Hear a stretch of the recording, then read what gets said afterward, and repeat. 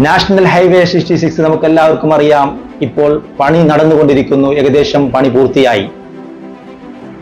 നമ്മൾക്ക് ബുദ്ധിമുട്ട് അനുഭവിക്കുന്നു.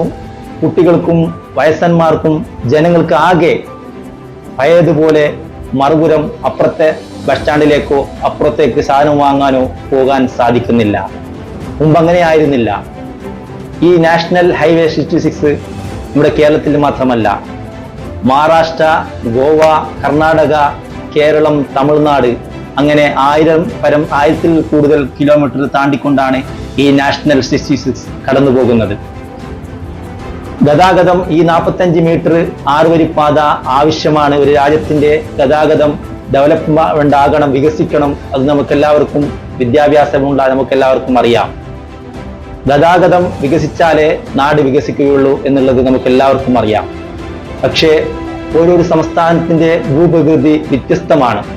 കർണാടക, മഹാരാഷ്ട്ര, ഗോവയുള്ളത് പോലെയല്ല നമ്മുടെ കേരളം. ചെറിയൊരു സംസ്ഥാനമാണ് കേരളം. ഇവിടെ 3.5 കോടി ജനങ്ങൾ വസിക്കുന്നു. അതുകൊണ്ട് തന്നെ ഓരോരോ കിലോമീറ്റർ കൂടുമ്പോൾ ഒരു ജംഗ്ഷനോ ഒരു ടൗണോ നമുക്ക് കാണാനിടയാകും ഇവിടെ സഞ്ചരിക്കുമ്പോൾ. ഇതൊക്കെ ശാസ്ത്രീയമായി പഠിച്ചുകൊണ്ടായിരിക്കണമായിരുന്നു ഇവിടെയുള്ള കേന്ദ്ര സർക്കാർ ഇവിടെ ഈ 45 മീറ്റർ വികസിക്കുമ്പോൾ. പക്ഷെ അതവർ ചെയ്തില്ല. മുഹമ്മദ് റിയാദ് കൈകാര്യം ചെയ്യുന്ന പൊതുമരാമത്ത് വകുപ്പ്, അദ്ദേഹം ഈ റോഡ് വികസനവുമായി ബന്ധപ്പെട്ട വകുപ്പാണ് അദ്ദേഹം കൈകാര്യം ചെയ്യുന്നത്. അദ്ദേഹത്തിന്റെ ഒരു അഭിമുഖം ഞാൻ കാണാൻ ഇടയായി. ടൂറിസം വികസിച്ചു, ഈ 45 മീറ്റർ വരുമ്പോൾ വികസിക്കും എന്നാണ് അദ്ദേഹം പറയുന്നത്. ഒരു ഇടതുപക്ഷ സർക്കാർ ആകുമ്പോൾ അദ്ദേഹം പാവങ്ങളുടെ ഒരു ഗ്രാമങ്ങളിലുള്ള ജനങ്ങളുടെ കാര്യം ശ്രദ്ധിക്കണമായിരുന്നു. ഈ സർക്കാരിനും തെറ്റുപറ്റി, കേന്ദ്ര സർക്കാരിനും തെറ്റുപറ്റി.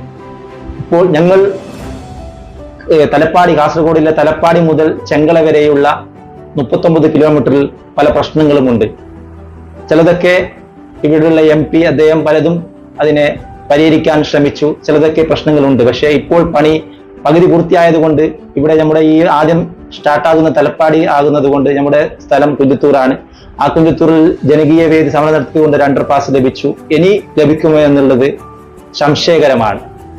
പല ജനകീയ വേദികളും മുമ്പേ ആലോചിച്ചായിരിക്കണം ഇത് ചെയ്യേണ്ടത്. പക്ഷേ ഇനിയൊരു സമരം നടത്തിയത് കൊണ്ടോ ഇവിടെ ഒരു അണ്ടർപാസ് ലഭിക്കുമെന്നുള്ളത് അത്ഭുതകരമായ ഒരു കാര്യമാണ്.